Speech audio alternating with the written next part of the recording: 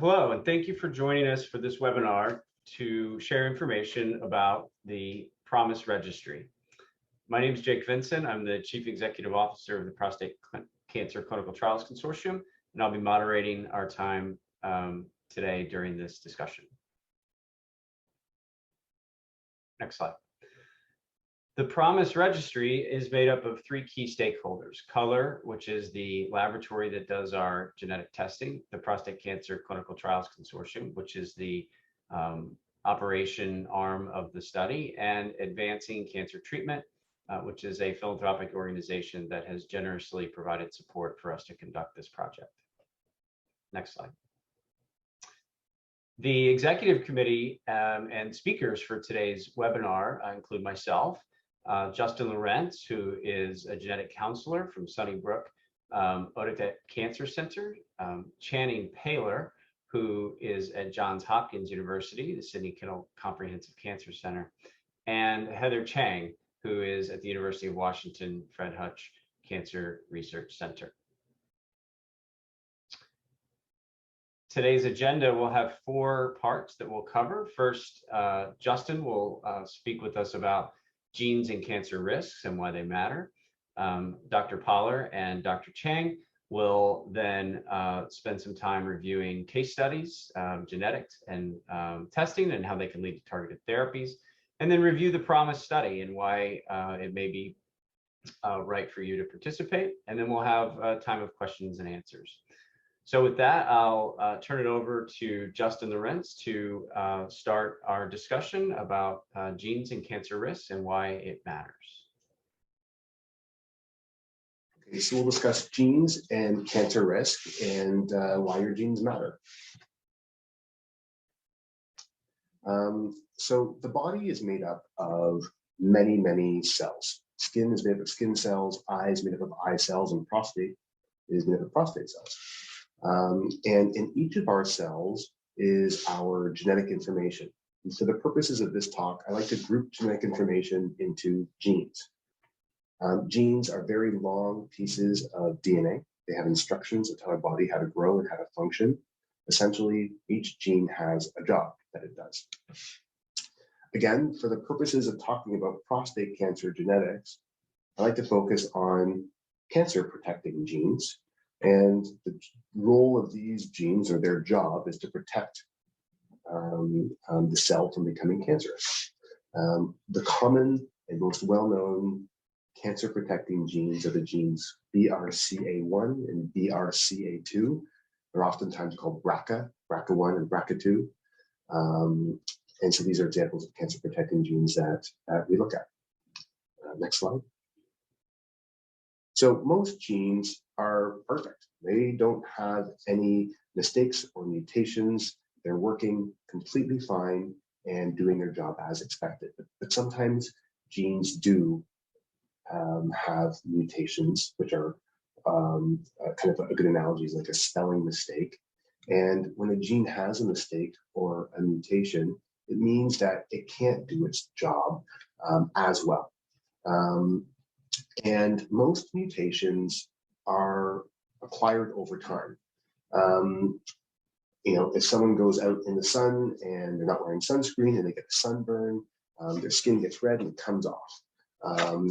And in that case, what's happening is the radiation from the sun is burning the skin, causing a bunch of mutations, and the body is saying, hey, you know what, these cells have too many mutations in them. We're going to discard them and grow some new cells. If people are smoking, the chemicals from the smoke can impact the lung cells and cause genetic damage that way. Sometimes just a cell dividing can cause a mistake or mutation in the division process. And so it's very natural for cells to accumulate mutations throughout time. And there's lots of processes that the body has to either fix those mutations or mistakes, or say, hey, that cell, too many mistakes have happened. It's gonna take one for the team, and that cell's gonna die. Some mutations are actually inherited. They're passed on from one generation to the next.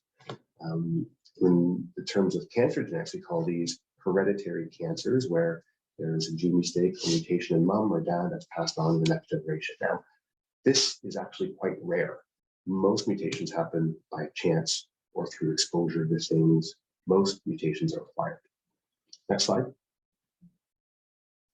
And so when cells acquire enough mutations in cancer protecting genes, they can come down this, kind of slippery slope of becoming cancerous. And so cells with many mutations in cancer protecting genes are ultimately cancer. When a healthy cell acquires multiple mutations in some of these cancer protecting genes, it can start acting a little selfish. It starts taking or acting differently than its neighboring cells. It may start dividing on its own, not in that kind of organized flow as the cells around it. And it might create its own cluster or grouping of cells that are all dividing on their own. This could be considered to be a tumor. And if that tumor starts then taking up resources from the body, then it can start acting like a cancer. Certain cells within this cancerous tumor may spread to other parts of the body, whether that be the bones, some parts of the lung, the liver, and stay there, and then start growing again and becoming another tumor. We call that metastasis. And so ultimately, cancer is when a healthy cell accumulates multiple mutations over time, and if it collects the right mutations in the wrong genes, these cancer protecting genes, it can start going down the slippery slope of becoming cancerous. Next slide.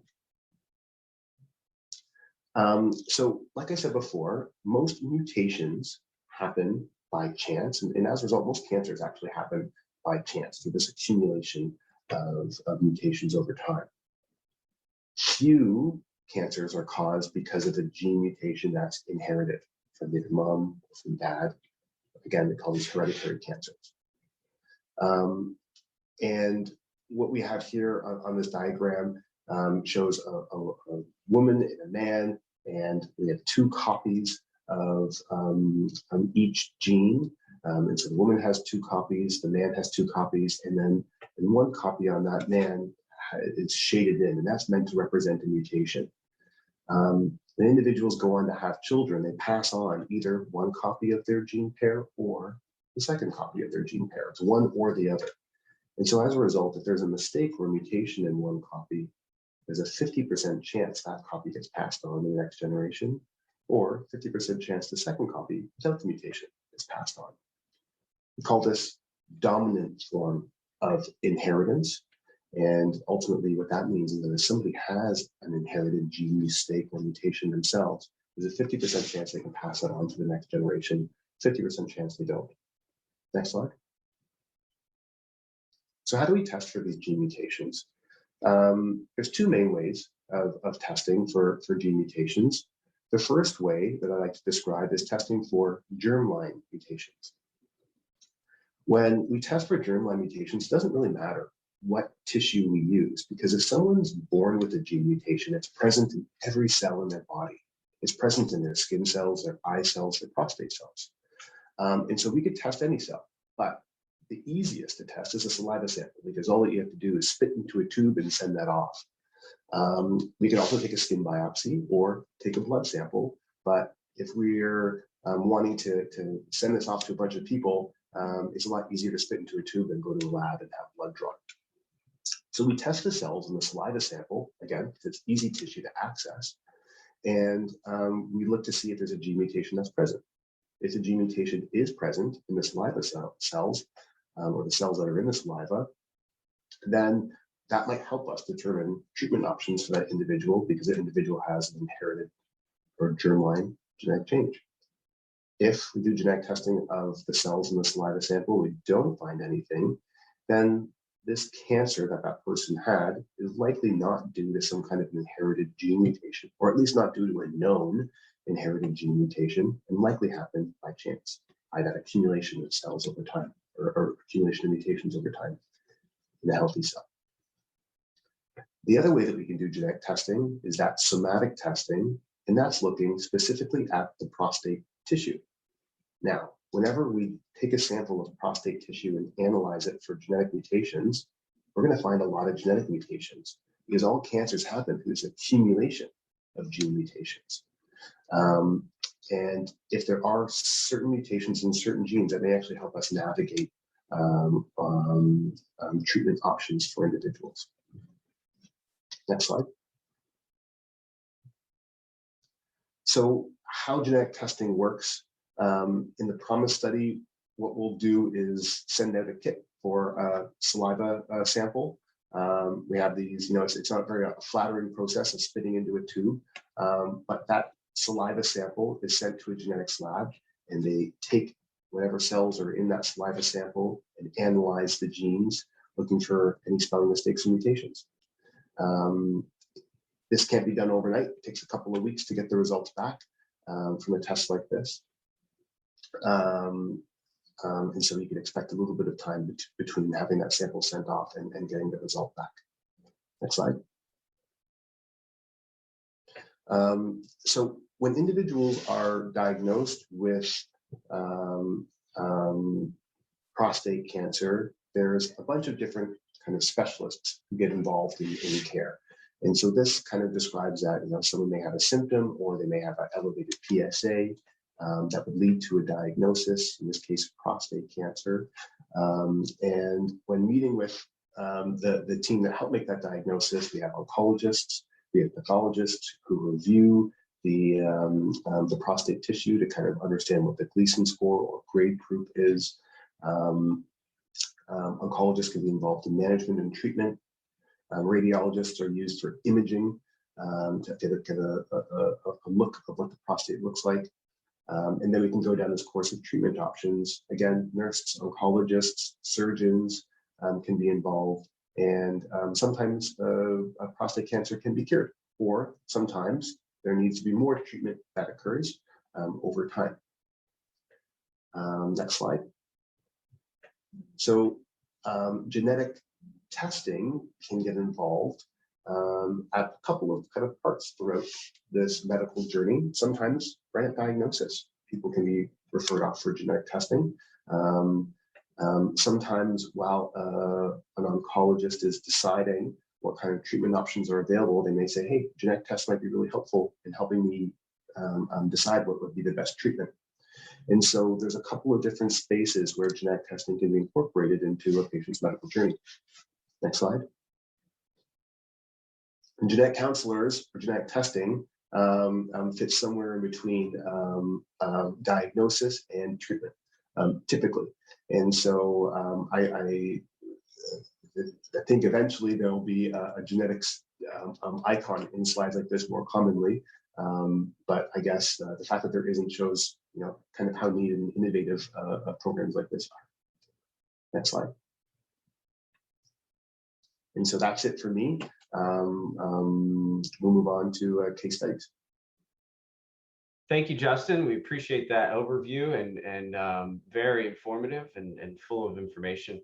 And we look forward to some of your feedback during the Q&A. At this time, I'm going to turn things over to Dr. Heather Chang to walk us through some case studies, and she and Dr. Poller will pass back and forth for a discussion, and then we'll have some questions and answers after that. Dr. Chang. Thank you so much. All right, so this pie chart on the left side is one showing the spectrum of gene mutations that we know to be important for advanced prostate cancer. So there was a large multi-institution study reported in 2016 that was an international study that tested men with advanced prostate cancer that is spread outside the prostate, and sequenced them to look for inherited cancer risk mutations.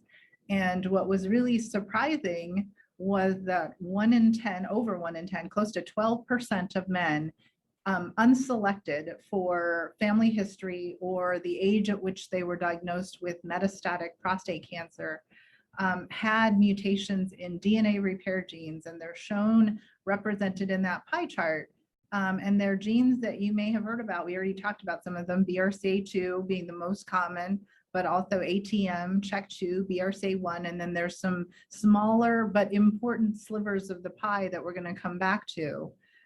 So I think in the next bit, what we want to share with you is that there's been tremendous progress in understanding why and how knowing about inherited BRCA2 and other genes can be really important and positively impactful for patients from knowing this information. This has really important implications for treatment now, which we now have 2 FDA-approved agents. We have clinical trials that we want to make sure patients are aware of so that we can advance some of the knowledge and do even better than we currently have. So this is a rapidly evolving field. There's a lot of exciting possibilities, but we can't offer them to you as patients if we don't know that you have these mutations. And so this is part of our mission, and part of our goal is the PROMISE study is to make sure you know about this opportunity to find out if you have one of these inherited cancer risk genes. So we already know that 1 in 20 men with localized prostate cancer, meaning prostate cancer that's still only in the prostate, might have one of these mutations. And we have increasingly clinical trials that might be available for patients who fit in that category. We also know that 1 in 10, as I said earlier, 1 in 10 men with cancer that's spread outside the prostate have these mutations. And we also have not only clinical trials, but also new FDA-approved agents. So this is all really important, in addition to what Justin just talked about for family implications. So next slide, please.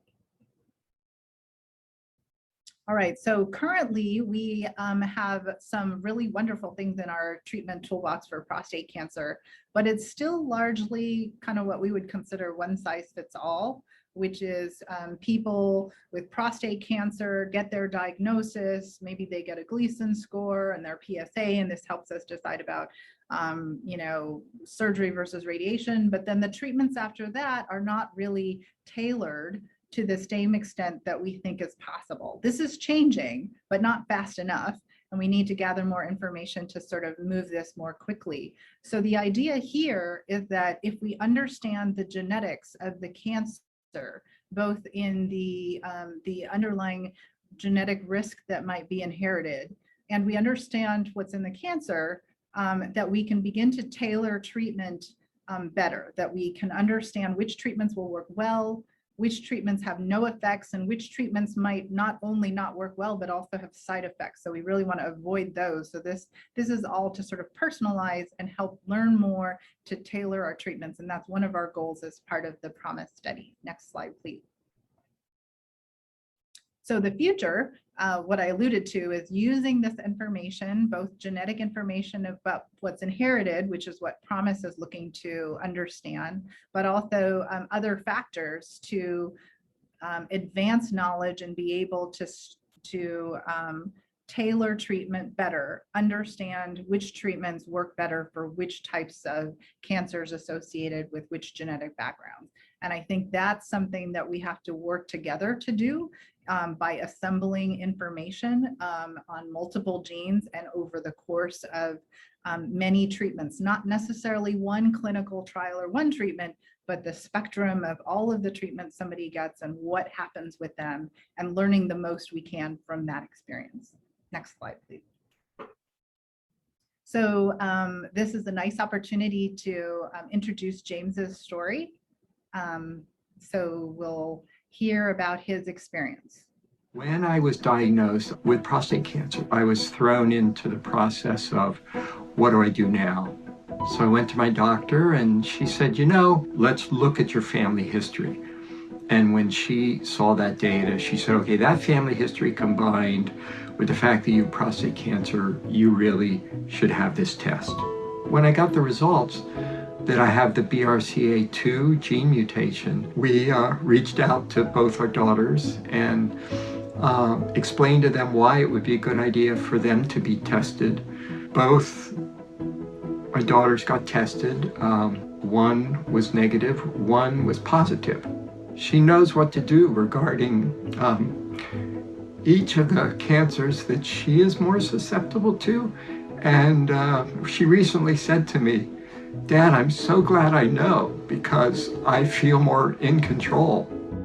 To me, knowledge is power, and knowledge leads to better control and better decision making.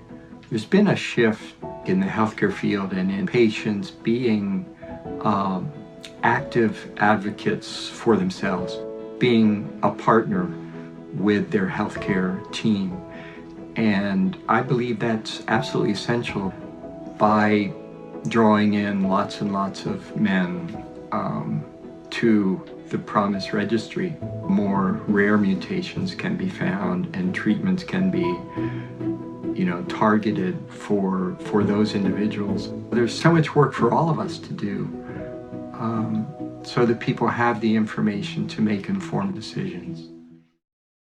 All right, so I think here's where I'm going to hand it off to my colleague, Dr. Power. Thank you, Dr. Chang.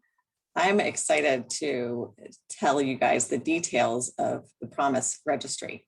So at its core, it's really a network. The more people that sign up, the more we learn and the more people we can help. Next slide.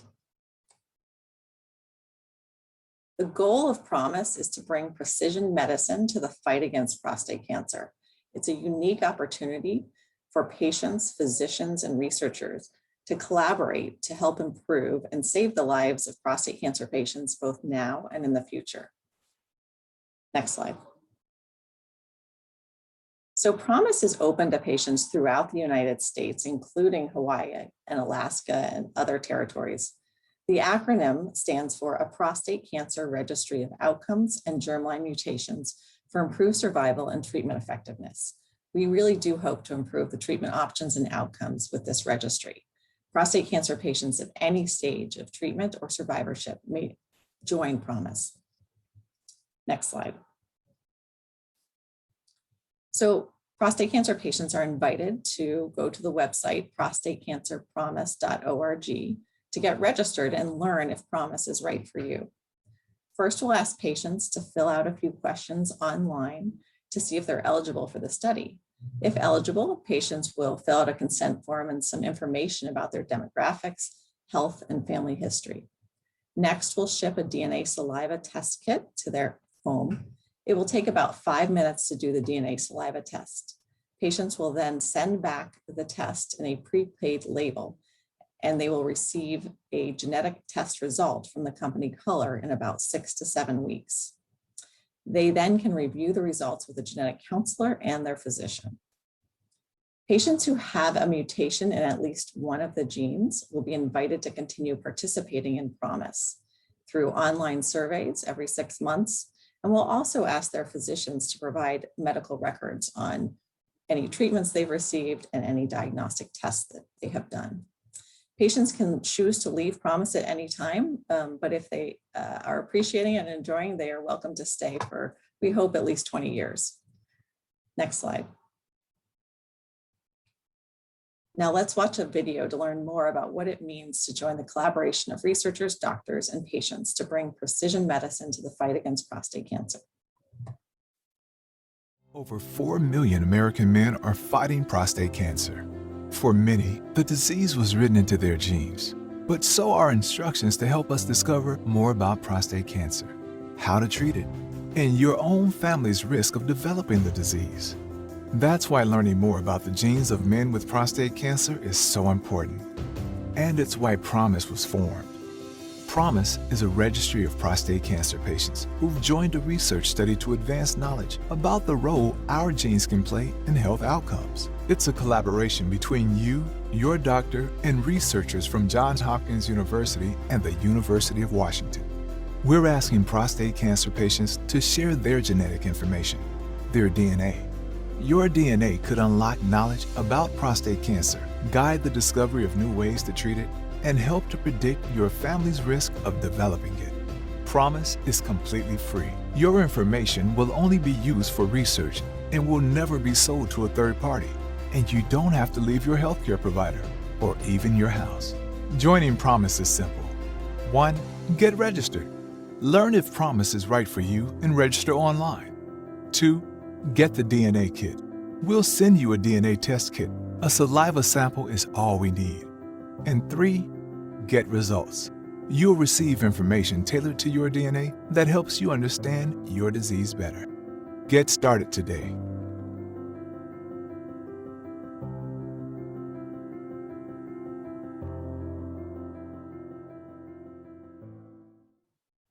I think at this point, I'm going to turn it back over to my colleague, Dr. Chang.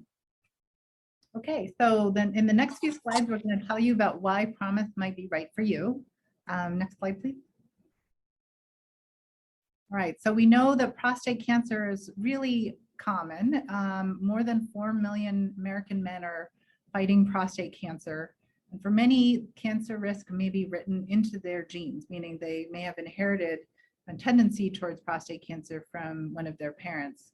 But the flip side of that is that in understanding this and instructions for discovering this may give us more options for treatment. And I think that's what we're most excited about as part of the PROMIS study. So understanding the treatment implications and understanding which treatments may work better, and then also helping with family risk if it's relevant. So next slide, please.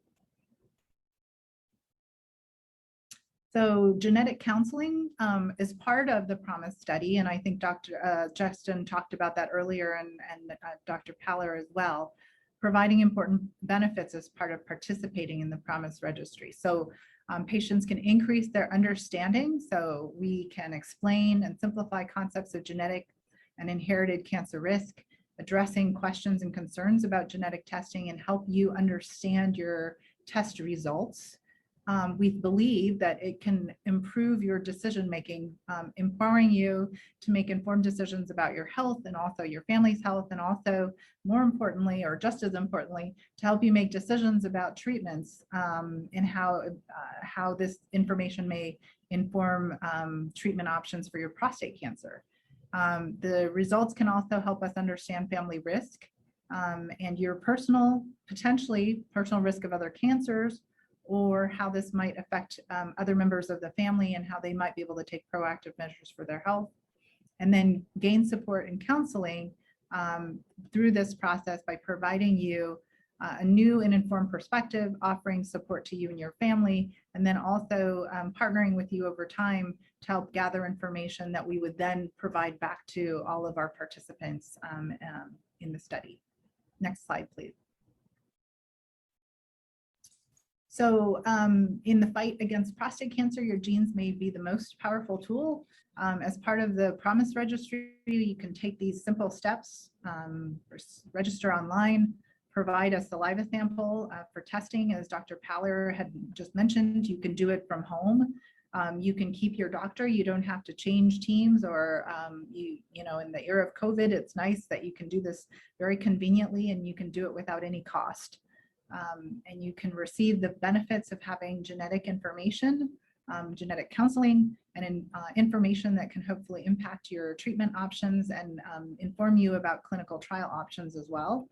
And we will provide ongoing updates about prostate cancer treatments and some of the options that might be additionally available for people with certain gene mutations. And together, we hope to improve future treatment options by partnering on this exciting project. So I think actually if we go to the next slide, maybe time for questions. I'll just summarize. If you have prostate cancer, we invite you to visit prostatecancerpromise.org. It's free and can be completed from the comfort of your own home. And we'll be sending a newsletter to every patient enrolled in PROMIS. And the newsletters will include updates on new clinical trials, new treatments, and new information, as well as helpful tips for prostate cancer patients. The newsletter will also include clinical trial opportunities that may be a good match for patients with specific gene mutations. We hope you'll join us. Thank you, Dr. Paller. Thank you, Dr. Chang. Thank you, Justin. Now we have some questions that I'd like to present to you to help further inform our potential partners on the study. Maybe Channing, starting with you first. So who specifically is eligible to join the PROMIS study? Sure. So to be included in the PROMIS study, you must be 18 years of age or older, living in the US, including territories, and have prostate cancer diagnosis documented through either a tissue biopsy, a PSA over 100, or radiologic evidence, meaning on a CT, bone scan, or MRI. And then you, once you've gotten through that part, you must have one of 30 cancer risk genes that the PROMISE study is researching. And we figure that out through a DNA saliva test kit, which will be sent to a patient's home. The test is free and will be sent once the patient completes the registration process. Prostate cancer patients who have already had genetic testing and have their previous results with a positive mutation in one of those 30 genes are also invited to participate in PROMISE. Thank you for that. Heather, question for you. Actually, two questions. Can patients who've already had a genetic or DNA test join the PROMISE registry, and can family members join? Yes, so if somebody is interested in participating and meets the criteria, meaning if you have prostate cancer and you're over the age of 18, as Dr. Paller was saying, then they would be eligible. We certainly welcome family members if they also meet those criteria. And people who already have undergone genetic testing, for example, if they already know they have a BRCA2 mutation or an ATM mutation that's inherited, we still invite you to participate, because this is, it's part of what we're trying to learn to help other patients who have mutations, and for you. So absolutely. The answer is family members are welcome, and so are people who have already had testing who might already know of a mutation. Thank you. Back to Channing. So a patient whose test results show that they don't have one of our inherited genes, cancer risk genes, can they still participate in the project? So yes, while their information may not be included in the research process because they don't have a mutation we're interested in, they will still receive information via newsletters and will still receive updates on clinical trials, new treatment options, and other updates on the PROMISE research. Thank you. And Heather, I know we talked through this, but just briefly to recap, how does a patient join the PROMISE study? What are the first steps? Yeah, so I think we've made a really nice process. It should be very easy. You go to prostatecancerpromise.org. You could talk to your physicians. I think that's always a really good idea. And then you can register directly online by clicking the Join Us button.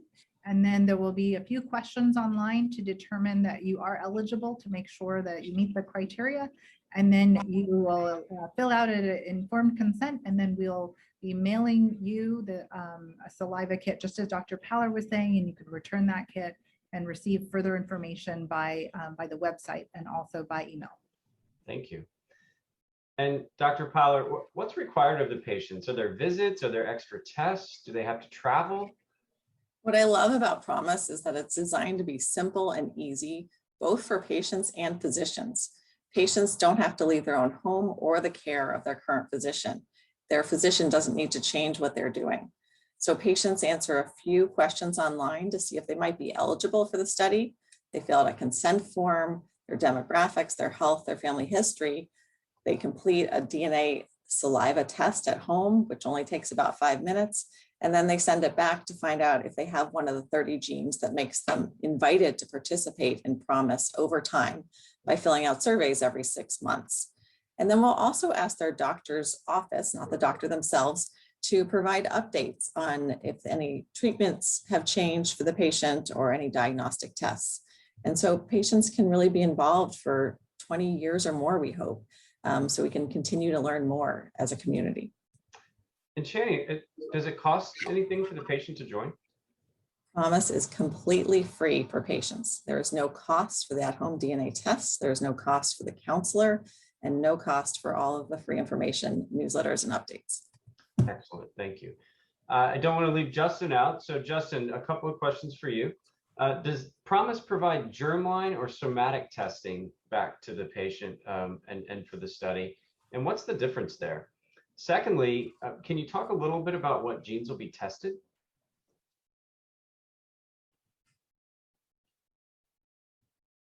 Thanks for that, Justin. Just a couple more questions here. When will Dr. Chang, when will the DNA testing results be ready after the patient receives their kit, provides their saliva sample, and sends it in? How long does it take to get the results back? Yeah, results are typically available back within 6 to 7 weeks of sending in the saliva sample. Thank you. And what happens if a genetic mutation, germline, pathogenic, or likely pathogenic variant is found in the DNA test results? How does the patient know what the results will mean? In that situation, the patient and their provider would be notified and receive a summary of the results, and then a licensed genetic counselor will be contacting by promise. A licensed genetic counselor provided by promise will discuss the results and the implications for the patient and his family. So there'll be a one-on-one session, a free appointment with the genetic counseling will be made through the registry site. And then the patient will also be asked to contact or continue the surveys and medical records follow-up that the team can help with. So there should be minimal, the patient will also be asked to continue the surveys and medical records follow-up. Thank you, Dr. Chang.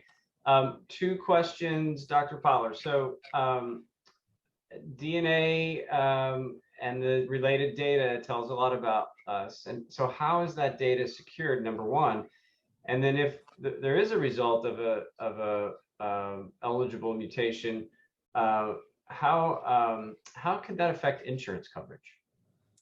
Important questions. Privacy is very important. So patient data will only be used by the PROMISE study team, and data will be anonymized for analysis, so it cannot be traced back to an individual patient. And all of our secure databases are password protected and follow federal regulations on data security. As for insurance coverage, that's a very important question. There was a Genetic Information Non-Discrimination Act of 2008, which is a federal law that protects individuals from genetic discrimination in health insurance and employment. Your health insurance and employer cannot discriminate based on genetic information. For some people, there may be other insurance considerations beyond health and employment, so it's always best to discuss with your physician and social resources at your healthcare provider office. Thank you. Those are certainly important points. And just one last question for Dr. Chang. We spoke briefly about access to medical records to track how patients are going. So how will the medical record data be used? Yeah, so if the patients that we're going to follow long-term, meaning they're the DNA mutation of interest that we would like to learn together about, the PROMISE study team will reach out to the person's physician office, not the physician, but the physician's office, to request information about updates, about treatment, and that will happen every 6 months. And then we will collect this information in aggregate and then return it back to the people that are participating in a partnership. Great. Thanks to all 3 of you for this review of this important study, for your leadership and work in developing it, for the care you provide to the patients, many of whom will enroll in the study. And we hope that everyone who's watched today has found this information helpful as they consider joining us in this important prostate cancer research question. And thank you for your time, and good day to everyone.